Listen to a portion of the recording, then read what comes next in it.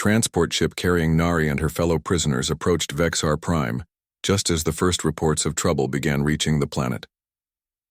The Cathera had started their sabotage operations on schedule, and power grids were failing across 3 industrial worlds.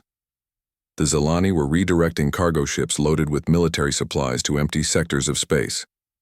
On Vexar Prime itself, the 3 political factions were in emergency meetings, arguing about how to respond to what they thought were separate, unrelated crises. The military faction wanted to send warships to crush each uprising individually. The merchant faction claimed the attacks were disrupting profitable trade routes. The isolationists said this proved the empire was too big to defend properly. None of them realized they were dealing with a coordinated rebellion that had been planned by a human prisoner who was about to arrive on their supposedly impregnable homeworld. The Vexari leadership was exactly where Nari wanted them, confused, divided, and unprepared for what was about to happen. As the transport ship entered orbit around Vexar Prime, Nari made her final preparations. She had spent the previous night downloading the complete access codes for the orbital defense platforms and copying them to a small data device she had built from spare parts. The codes would give her control over the most powerful weapons in the galaxy.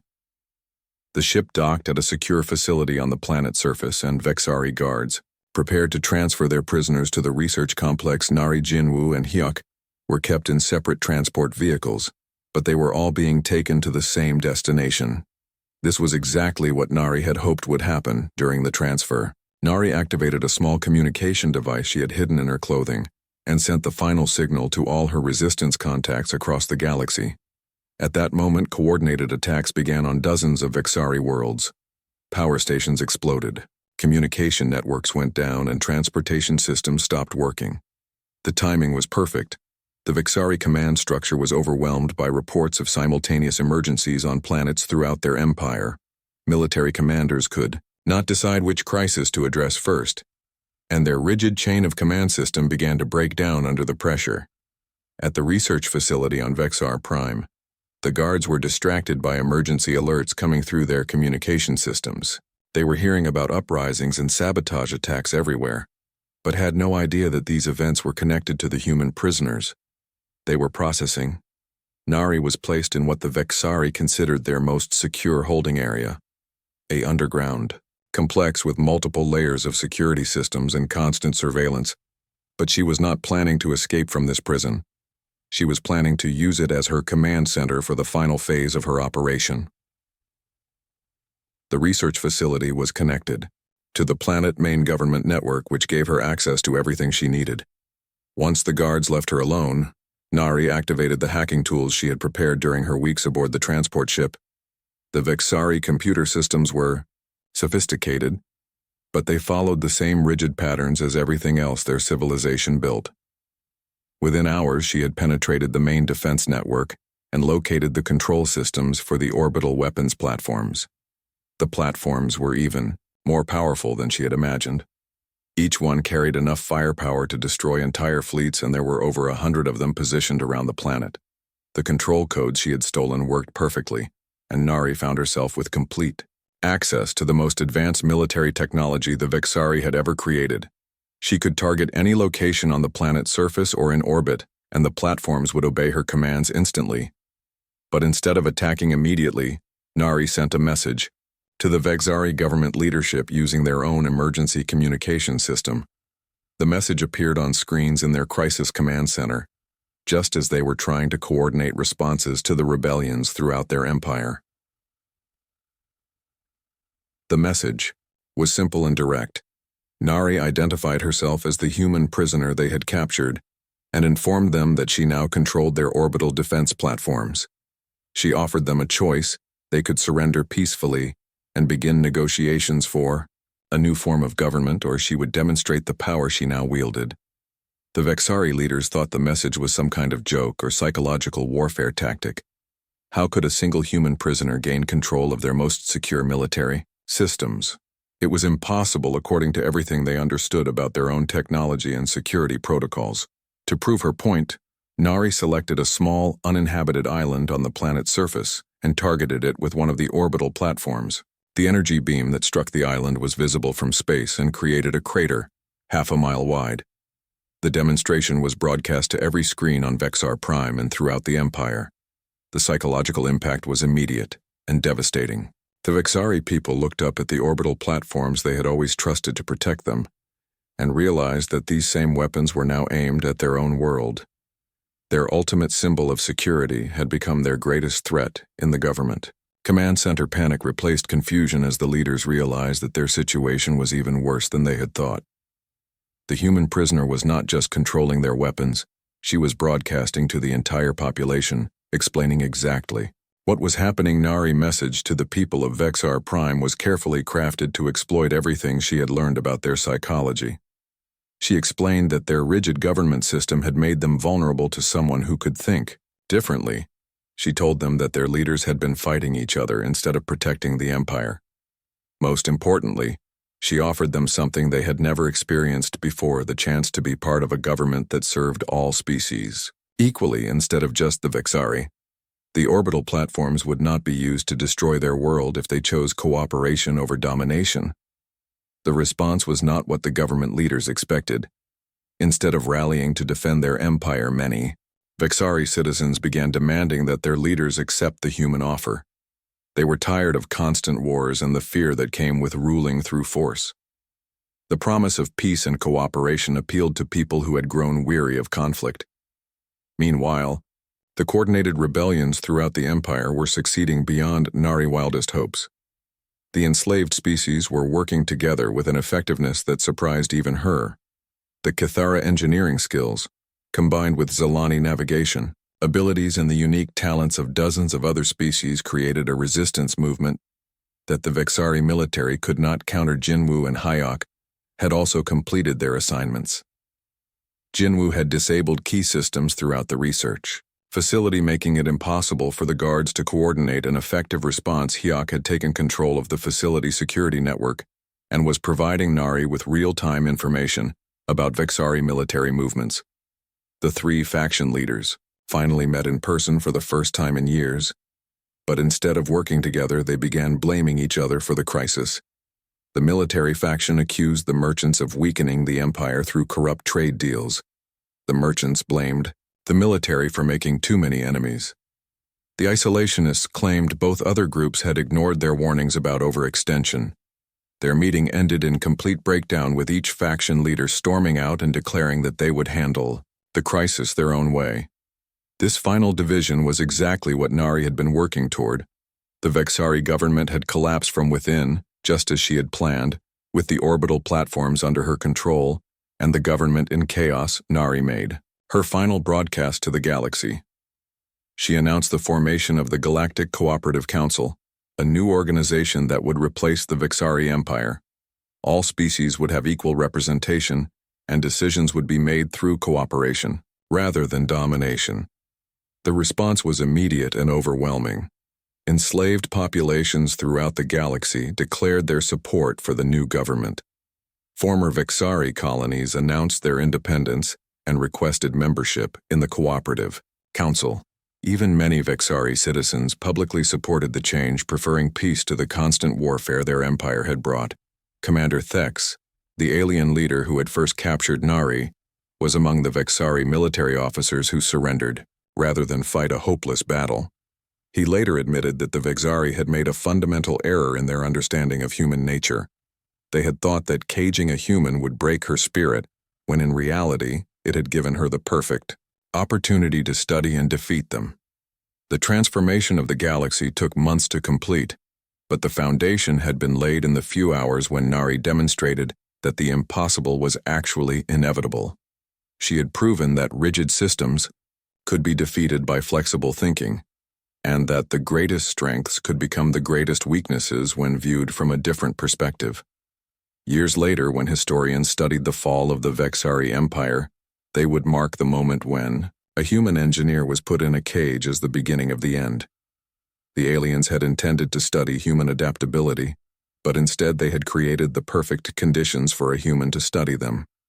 Nari had walked into their cage as a prisoner and walked out with the keys not just to her cell but to an entire planet and the civilization that ruled it. The Vexari had learned too late that the most dangerous thing you could do With the ship now only days away from Vexar Prime, Nari worked faster than ever during her nightly escapes from the prison cell. She had established contact with resistance groups on over 30 planets, and each night brought new messages from species who had been waiting years for someone to unite them against their Vexari oppressors. The responses to her initial messages had surprised even her. The galaxy was full of enslaved populations who remembered their freedom and wanted it back. The Kithra had been master engineers before the Vexari conquered their homeworld and turned them into forced laborers. The Zilani were natural pilots whose ships had been destroyed when they refused to join the Empire willingly. Each species had unique skills that the Vexari used for their own benefit, but Nari realized these same abilities could be turned against the Empire. The Kithara knew how to build things and could sabotage Vexari infrastructure. The Zilani understood space navigation and could disrupt supply routes. The pattern was the same everywhere: talented people forced to work for their conquerors. Through her growing network, Nari learned that the Vexari Empire was much weaker than it appeared from the outside. The three political factions were spending so much time fighting each other that they were not paying attention to growing problems throughout their territory. Slave revolts were becoming more common, but each uprising was crushed before it could spread to other planets. What the resistance groups needed was coordination and timing. If they all acted at the same time, the Vexari military would not be able to respond to every crisis at once. The Empire relied on fear to keep their subjects in line, but fear only worked when the Vexari seemed all-powerful and unbeatable. Nari began sending detailed plans to each resistance cell, tailored to their specific abilities and local conditions. The Kithara received instructions for sabotaging power stations and communication arrays. The Zilani got navigation codes that would let them redirect cargo ships away from their intended destinations. Other groups received information about Vexari patrol schedules and military weak points, but her most important work involved the 3 human prisoners on the ship. Jinwu had been forced to repair Vexari engines and power systems, but he was also learning how to disable them. He sent Nari technical specifications through their coded communication system showing her exactly which components were most vulnerable to sabotage. Hayek had been demonstrating human military tactics to Vexari commanders who wanted to understand why humans were so effective in battle. What they did not realize was that he was also studying their command structure and learning about their strategic weaknesses. He discovered that Vexari officers were excellent at following detailed plans, but terrible at adapting when those plans failed. Together, the 3 humans developed a comprehensive strategy that would strike at every level of Vexari society simultaneously. The resistance groups would target infrastructure and supply lines. Misinformation campaigns would increase conflict between the political factions. And at the center of it all, Nari would take control of the most important target of all. She had discovered that Vexar Prime was defended by a network of orbital weapons platforms that could destroy any attacking fleet. The platforms were controlled from a central command center on the planet's surface, and the control codes were stored in the main government computer system. If someone could access those codes, they could turn the planet defenses against the Vexari themselves. The weapons platforms had been built over many years and represented the ultimate expression of Vexari military power. They were designed to make Vexar Prime absolutely safe from any external threat, but like everything else the Vexari built, they followed rigid patterns and had predictable weaknesses. Nari spent hours studying the technical specifications she had downloaded from the ship computer systems. The orbital platforms were incredibly powerful, but they all depended on the same control network. If that network could be compromised, the entire defense system would become vulnerable. She also learned something even more valuable about Vexari psychology. The platforms were not just weapons. They were symbols of the Empire's strength and permanence. Every Vexari citizen looked up at them in the sky and felt safe knowing they were protected by the most advanced military technology in the galaxy. If those same platforms were suddenly turned against Vexar Prime itself, the psychological impact would be devastating. The Vexari would realize that their greatest strength had become their greatest weakness, and their confidence in their empire would collapse completely. But taking control of the orbital platforms would require perfect timing and coordination with resistance activities throughout the galaxy. Nari needed to make sure that when she made her move, The Vexari military would be too distracted by other crises to respond effectively. She began sending final instructions to all her resistance contacts. Each group received a specific date and time when they should begin their operations.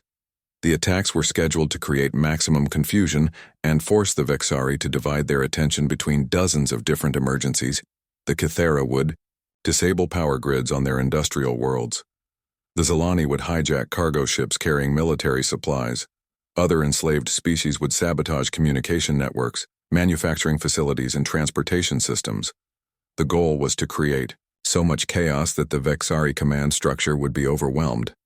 At the same time, Nari increased her psychological warfare against the three political factions.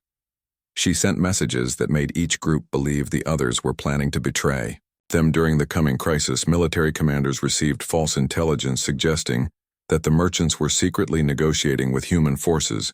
Merchant leaders got reports claiming that the military faction was planning to seize control of all trade operations. Isolationist politicians received evidence that both other groups were conspiring to expand the empire even faster than before. Each faction began preparing for conflict with their rivals instead of focusing on external threats. The false information campaigns were working better than Nari had hoped. The three factions were now spending more time spying on each other than governing their empire.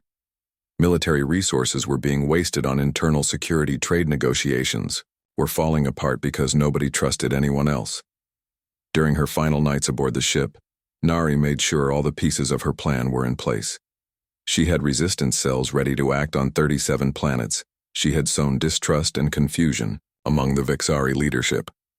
She had detailed information about their most critical systems and facilities. Most importantly, she had convinced the galaxy that change was possible. The enslaved species were no longer isolated and hopeless. They were part of a coordinated movement that stretched across the empire. They knew that other groups were fighting alongside them, and that this time they had a real chance of success. Jinwu and Hayek confirmed that they were ready for their parts in the operation. Jinwu had identified the key systems he would need to disable when the time came. Hayek had mapped out the location of important military facilities on Vexar Prime. Both men understood that they were not just trying to escape, they were part of something much bigger. As the ship prepared to enter orbit around Vexar Prime, Nari looked at her reflection in the cell wall and smiled. She was no longer the frightened engineer who had hidden in a maintenance shaft during the attack on her cargo ship.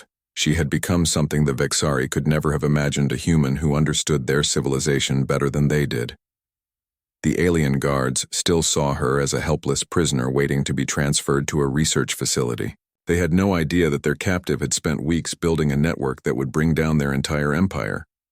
They thought they were delivering a valuable specimen for study, but they were actually bringing the architect of their own destruction tomorrow. They would reach Vexar Prime and Nari would begin the final phase of her plan. The Vexari had made the mistake of giving her time to learn and prepare. Now she was going to show them what happened when humans had enough information and the right opportunity. The empire that had seemed so powerful and permanent was about to discover how quickly everything could change when the right person pushed the right buttons at the right time. The orbital weapons platforms gleamed in the starlight as they approached the planet, completely unaware that they were about to become the instruments of their creator's downfall. Nari had learned that the strongest fortresses were often the most vulnerable because their builders became overconfident and stopped looking for new threats. Soon the Vexari would learn that their perfect prison had been the perfect classroom, and their helpless human prisoner had become their most dangerous enemy. On the 21st day of her imprisonment, Nari decided it was time to make her move. She had studied the energy barrier flicker for weeks and knew exactly when it would happen. The ship maintenance cycle started at the same time every day, and for exactly 2.3 seconds the barrier would weaken enough for her to slip through. She had practiced the movement hundreds of times in her mind, but doing it for real would be completely different. If she miscalculated the timing by even half a second, the barrier would stop her, and the guards would know she had tried to escape. Then they would move her to a prison where escape would be impossible. The small piece of metal she had worked loose from her cell wall was hidden under her sleeping mat. It had taken her days of careful scratching to break it free without making noise that would alert the sensors. The metal fragment was thin and sharp, perfect for what she needed to do. When the maintenance cycle began, Nari moved to the exact position she had planned. She could hear the ship system switching from main power to backup and knew she had seconds to act. The energy barrier flickered, and she pushed the metal fragment through the gap to test if it was really weak enough. The fragment passed through without resistance, so Nari took a deep breath and squeezed herself through the opening. The barrier felt like thick liquid around her body, but she managed to slip through just before it solidified again. We was free. But this was only the beginning of her real plan. Instead of trying to run away immediately, Nari stayed in the detention section and moved carefully through the shadows. The corridors were dimly lit during the maintenance cycle, and most guards were focused on their monitoring screens. She had memorized their positions and knew exactly where she could move without being seen.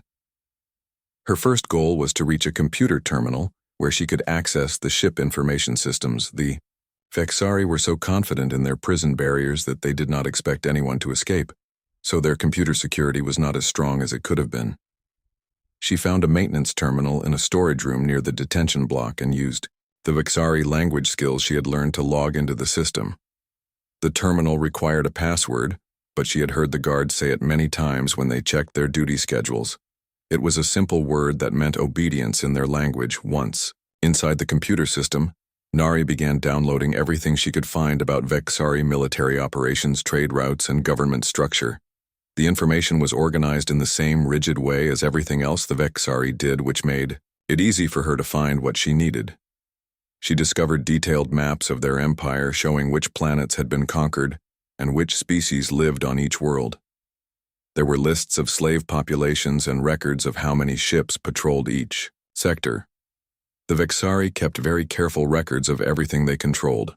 More importantly, she found communication logs that showed messages between different parts of their government. The three factions she had learned about were constantly arguing with each other through official channels. Each group thought they knew the best way to run the empire, and none of them trusted the others completely. The military faction, led by commanders like the one who had captured her, believed that constant expansion and conquest were necessary to keep the empire strong. They wanted to attack more human colonies and capture advanced technology that could make their weapons even more powerful. The merchant faction was more interested in making profit from trade deals and selling slaves to other species. They thought the military was wasting resources on expensive wars when they could make more money through peaceful business arrangements with other civilizations. The isolationist faction believed the empire had grown too large to control effectively. They wanted to stop expanding and focus on defending the planets they already ruled. They were worried that making too many enemies would eventually lead to the empire being destroyed. These internal conflicts had created serious problems that most Vexari citizens did not know about. Military resources were being wasted on projects that the merchant faction opposed. Trade agreements were being broken because the military faction kept attacking potential business partners. The isolationists were quietly sabotaging expansion efforts to prove their point about the empire being too big. Nari realized that these divisions could be exploited if someone knew how to make them worse. She began copying communication codes and security protocols that would let her send messages that looked like they came from official Vexari sources. She also found prisoner records that showed her fellow humans were being held in different parts of the ship. Jinwoo was in the engineering section where they were forcing him to explain human technology. Hyok was in the military training area where Vexari soldiers were studying human combat tactics. Both of her friends were providing information that the aliens wanted, but Nari could see from the records that they were also learning about Vexari weaknesses. The interrogation sessions worked both ways, and her fellow humans were gathering intelligence even while being questioned. After downloading everything useful she could find, Nari carefully erased all traces of her computer access and returned to her cell. She slipped back through the energy barrier during the next maintenance cycle and was safely inside her prison before the guards finished their rounds. The next morning, the alien leader came for one of his regular visits to stare at her through the barrier. He looked satisfied as always, thinking that his human prisoner was helplessly trapped and waiting to be studied on Vexar Prime. He had no idea that she had spent the night learning all of his civilization's secrets. Over the following days, Nari used her new knowledge to begin the next phase of her plan. She had discovered that the ship communication system could send messages to anywhere in the Vexari Empire if someone knew the right access codes. The codes she had stolen would let her impersonate official government communications. During her nightly escapes from the cell, she began sending carefully crafted messages to resistance groups throughout the Empire. The Vexari had enslaved so many species over the years that there were potential allies on dozens of planets. Most of these groups had given up hope of fighting back because they thought they were alone. Nari messages were designed to look like routine administrative communications that would not attract attention from security monitors. But hidden within the boring official language were instructions for coordinated resistance activities. She told each group about other enslaved populations and gave them ways to contact each other. She also began sending false information between the three Vexari factions using their own communication channels. Messages that made the military faction think the merchants were planning to betray them. Information that convinced the isolationists that both other groups were plotting against them. Each message was carefully designed to increase suspicion and mistrust between the factions she wanted them to waste time and resources fighting each other instead of focusing on ruling their empire effectively. The more divided they became, the easier it would be to bring them down. At the same time, Nari established contact with Jinwoo and Hyok, using the ship internal communication system. She sent them coded messages that looked like routine maintenance reports, but actually contained instructions for their part in her growing plan. Jinwoo was learning about Vexari ship systems and could access their navigation computers. Hyok was discovering weaknesses in their military organization and training methods. Together, the three humans were gathering all the information they would need to strike at the heart of the Vexari Empire. The alien guards continued their daily routines, never knowing that their most valuable prisoner was free every night, learning their secrets and building a network of resistance that stretched across the galaxy. They saw her as a helpless human female, trapped in an escape-proof prison. But Nari was actually the most dangerous person on their ship.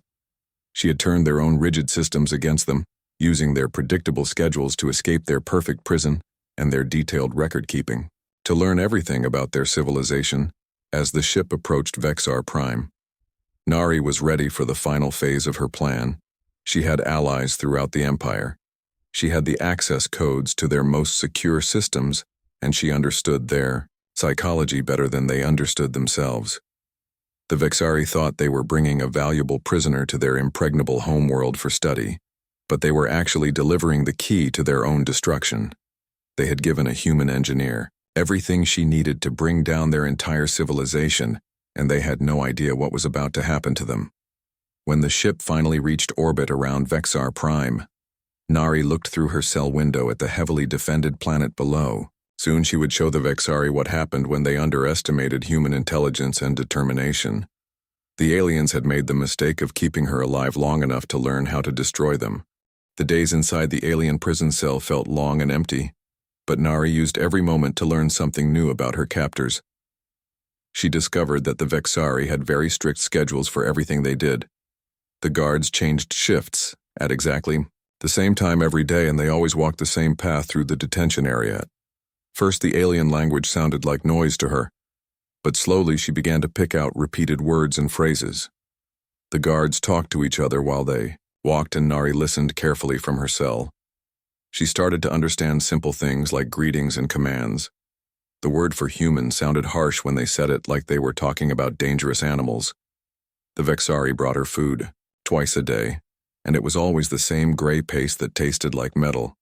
She ate it anyway because she needed to stay strong, but she noticed that the guards always stood in the same position when they opened the food slot. They never varied their routine even by a few seconds. Through the walls of her cell, Nari could hear other prisoners being questioned. The Vexari were very interested in human technology and kept asking the same questions over and over. They wanted to know how human ships could move so fast and how human weapons could be so effective against larger alien forces. One prisoner sounded like Jinwoo from the engine crew, and the aliens were making him explain how human power systems worked. Another voice belonged to Hyok, who had been a soldier before joining the cargo ship crew. The Vexari were fascinated by human military tactics and could not understand how humans won battles against bigger, stronger enemies. Every few days, the alien leader came to look at Nari through the energy barrier of her cell. He never spoke to her during these visits, but she could tell he was thinking about something important. His red eyes would study her movements and expressions, like he was trying to solve a difficult puzzle. During one of these visits, Nari decided to test something. She stood up and walked to the barrier and looked directly at the alien leader. Most humans would have been too scared to make eye contact, but Nari wanted to see how he would react. The leader seemed surprised that she was not afraid and stared back at her for several minutes. After that visit, the guards started watching her more carefully. But Nari had learned something valuable. The Vexari expected their prisoners to be frightened and submissive. When someone acted differently, it confused them and made them uncertain. This was useful information that she stored away for later. The alien ship was traveling through space toward their home system, and Nari began to understand more about Vexari society from listening to the guards talk. They had a very rigid system where everyone had a specific rank and role. Nobody ever questioned orders from their superiors, and they had rules for every possible situation. This rigid thinking was very different from how humans operated. Humans were good at improvising and finding new solutions when old methods did not work. The Vexari seemed to think this unpredictability was some kind of weakness, but Nari was beginning to realize it might be their greatest strength. She also learned that the Vexari had been raiding human colonies for many months. They always attacked isolated settlements and lone ships like the Stellar Dawn, because they wanted to capture humans alive for study. The aliens were trying to understand what made humans so adaptable and dangerous. From conversations between guards, Nari discovered that their destination was called Vexar Prime, the heavily defended homeworld of the Vexari Empire. The planet was supposed to be impossible to attack, with massive weapons platforms in orbit and billions of Vexari citizens living on the surface. The guards talked about Vexar Prime like it was the center of the universe and the most important place that had ever existed. They seemed to think that once prisoners arrived there, they would be so overwhelmed by the power of the Vexari Empire that they would give up all hope of ever escaping. But Nari was not intimidated by their descriptions of the fortress. Instead, she was gathering information about their defenses and learning how the Vexari thought about security. They believed that big walls and lots of weapons made them safe, but they did not seem to consider threats that might come from inside their own systems. During her third week in the cell, Nari made an important discovery. She noticed that the energy barrier flickered slightly every day at the same time. It only lasted for a few seconds and happened when the ship switched from main power to backup systems during routine maintenance. The guards never noticed this brief flicker because they were always looking at their monitoring screens instead of watching the actual prison barriers. Nari realized that this tiny gap in their security might be the opportunity she had been waiting for, but she would need to time everything perfectly. She began practicing the exact movements she would need to slip through the barrier during those few seconds. It would require precise timing, and she would only get one chance. If she tried to escape and failed, the Vexari would move her to an even more secure prison. While she planned her escape, Nari continued learning the alien language and studying their behavior patterns. She discovered that the Vexari had three main groups in their government. The military group wanted to keep fighting and conquering new planets. The merchant group preferred to make money through trade deals. And a third group wanted to stop expanding and focus on defending what they already had. These different groups did not always agree with each other, and sometimes argued about the best way to run their empire. This internal conflict was creating cracks in their supposedly perfect society, but most Vexari were too focused on following orders to notice the problems. Nari also learned that many other species had suffered under Vexari rule. Over the years, the empire had enslaved or destroyed entire civilizations and scattered their populations across different planets as workers and prisoners. The Vexari had made enemies throughout the galaxy, but fear kept these groups from working together. What these oppressed species needed was someone who could unite them and show them how to exploit the weaknesses in the Vexari system. Someone who understood that the Empire's strongest points were also their biggest vulnerabilities. an outsider who could see things that the rigid Vexari mindset could not comprehend. The more Nari learned about her captors, the more she realized that they had made a serious mistake when they decided to keep her alive for study. They thought they were learning about human adaptability, but they were actually teaching her everything she needed to know about their weaknesses. Every day brought new information about guard rotations, ship procedures, and the way Vexari society worked. Nari was like a student in the most important class of her life, and her teachers had no idea what they were really teaching her. By the end of her 4th week in captivity, Nari had learned enough of the Vexari language to understand most conversations. She knew the names and ranks of all the guards who worked in her section.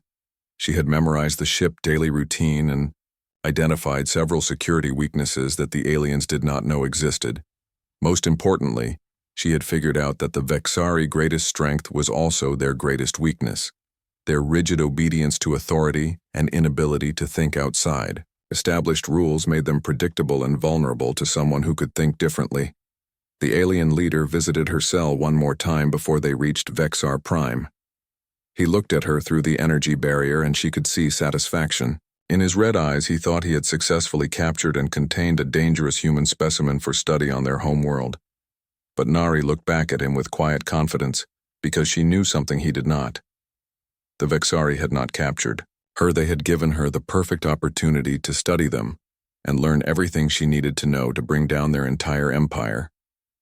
They thought they were taking her to the most secure prison in the galaxy, but they were actually delivering her to the heart of their civilization where she could do the most damage.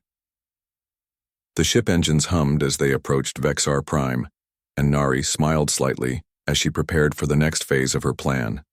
The aliens had taught her their language, shown her their weaknesses, and brought her to their home world. Now it was time to show them what a human could really do when she had enough information and the right opportunity. The stars looked peaceful through the window of the transport ship Stellar Dawn, but Nari knew better than to trust the quiet of space. She had been working as an engineer on cargo ships for 3 years now, and learned that danger could come from anywhere at any time. The ship was carrying supplies to the outer colonies when everything went wrong. Captain Jiwan was drinking coffee in the control room when the first alarm started screaming. Red lights flashed everywhere, and the ship shook, like it was being hit by giant hammers. Nari was in the engine room checking the power systems when she heard the captain shouting over the communication system. Enemy ships had appeared from behind a large asteroid, and they were firing energy weapons at the Stellar Dawn. The attack happened so fast that most of the crew did not have time to reach their battle stations. Nari heard explosions echoing through the metal walls of the ship and knew they were in serious trouble. She had never been in a real space battle before, but her training told her to find somewhere safe and wait for orders that never came. Through the engine room windows, she could see 3 alien ships surrounding them. They were dark and scary-looking, with sharp edges and glowing red lights. The alien ships were much bigger than the Stellar Dawn, and their weapons were tearing holes in the cargo ship like it was made of paper. Nari realized they were not going to win this fight. The ship shook again, and this time the lights went out for a few seconds. When the emergency power kicked in, everything looked red and dangerous. Nari could hear people screaming and running through the corridors, but she knew the engine room was too far from the escape pods. She would have to find another way to survive. She remembered the maintenance shafts that ran through the whole ship. They were small and dark, but they connected to every part of the vessel. If she could get inside one of them, she might be able to hide until the attack was over. Nari grabbed her toolkit and crawled into the nearest shaft just as she heard heavy footsteps in the corridor outside. The maintenance shaft was cramped and hot, but it felt safer than being out in the open. She could hear the aliens moving through the ship now. Their voices sounded harsh and angry, like metal scraping against stone. They were speaking in a language she had never heard before, but she could tell they were giving orders to each other. Through the thin walls of the shaft, Nari heard her crewmates being captured. Some of them tried to fight, but the aliens had better weapons and armor. The sounds of the battle grew quieter and quieter, until there was only the hum of the ship engines and the alien voices talking in their strange language. After what felt like hours, Nari heard new sounds. The aliens were moving through the ship more slowly now, like they were searching for something or someone. She stayed perfectly still in her hiding place and tried not to make any noise. Her heart was beating so loud she was afraid they might hear it. The alien voices got closer and she could hear them checking each room. They found the bodies of her friends and crewmates and she had to bite her hand to keep from crying out. The aliens seemed to be looking for survivors and she knew it was only a matter of time before they found her hiding place. When they finally discovered the maintenance shaft entrance, Nari knew her time was up. He crawled out slowly with her hands up, trying to show she was not dangerous. The first alien she saw was tall and covered in dark armor with glowing red eyes that looked at her like she was some kind of strange animal. There were 5 aliens in the room with her, and they all carried weapons that looked like they could cut through metal. The leader was bigger than the others and had more decorations on his armor. He looked at Nari for a long time without saying anything, and she could feel him studying her like she was a puzzle he wanted to solve. The alien leader spoke to his soldiers in their harsh language, and 2 of them grabbed Nari by the arms. They were not gentle, but they did not hurt her either. It was like they were being careful with something valuable. The leader kept staring at her, and she could tell he was thinking about something important. They brought her to the cargo bay where she saw the other survivors from her ship. There were only 6 people left alive, out of a crew of 23. Most of them were injured and all of them looked scared. Captain Jiwon was there with a cut on his forehead, and Minho, the communications officer, was holding his arm like it was broken. The alien leader walked among the human prisoners, looking at each one carefully. When he came to Nari again, he stopped and said something to his soldiers in their language. She noticed that his voice sounded different when he talked about her, like she was special somehow. This made her feel worried because being special to aliens who had just killed most of her friends was probably not a good thing. One of the alien soldiers brought a device that looked like a translator. The leader used it to speak to the humans in broken but understandable words. He told them they were now prisoners of the Vexari Empire and would be taken to their ships. The humans who could work would be sold as slaves, but some would be kept for other purposes. When the alien leader looked at Nari, again she felt cold fear in her stomach. He pointed at her and said something that made the other aliens nod their heads. She was going to be separated from the other prisoners and taken somewhere else. The leader called her interesting and said, humans had a reputation for being unpredictable. 2 alien soldiers put special restraints on Nari that were different from what the other prisoners got. These restraints looked more advanced and expensive, like they were made for holding very dangerous criminals. She wondered why they thought she needed such strong chains when she was just an engineer who had been hiding in a maintenance shaft as they took her away from the other humans. Captain Jiwon tried to say something to her, but the aliens stopped him. The last thing she saw of her crewmates was them being loaded onto one alien ship while she was taken to a much larger vessel. The mothership was enormous and dark, with rows of weapons and armor plating that made it look like a floating fortress inside the alien mothership. Everything was designed to be scary. The walls were black metal with red lights, and the corridors were wide enough for the tall aliens to walk comfortably. Nari was taken deep into the ship to a section that felt different from the rest. The air was colder here and there were more guards. They put her in a cell that was unlike anything she had ever seen. The walls were made of some kind of energy that glowed blue and hummed with power. There were sensors and cameras watching her from every angle, and the door was a solid piece of metal with no handle or lock that she could see. The alien leader came to see her one more time before leaving. He looked at her through the energy barrier, and she could see intelligence in his red eyes. He was not just a simple soldier, but someone who thought carefully about his decisions. This made him more dangerous than the others. He told her through the translator that she would be studied to learn what made humans so unpredictable. The Vexari had been fighting humans for months and could not understand how such a weak species kept winning battles against superior enemies. They wanted to learn the secret of human adaptability. After the leader left, Nari was alone in her glowing prison. The cell was comfortable enough with a bed and facilities, but she knew this was just the beginning. The aliens thought they had captured a helpless human engineer, but they had no idea what they had really done. They had given her time to think and plan, and that was something humans were very good at. She sat on the bed and looked around her prison carefully. Every detail was important now because she was going to need to understand everything about this ship and these aliens if she wanted to survive. The Vexari thought they were going to study her, but she was already starting to study them. The ship engines hummed beneath her feet as they traveled toward whatever destination the aliens had planned. Nari closed her eyes and began to listen to everything around her. She could hear alien voices in the corridors and the sounds of the ship operating. She was going to learn their language and their habits and their weaknesses. The aliens had made their first mistake when they decided to keep her alive for study. They thought putting a human in a cage would make her weak and helpless. Instead, they had given her the perfect opportunity to learn everything about them. The Vexari were about to discover that humans were most dangerous when they had time to think.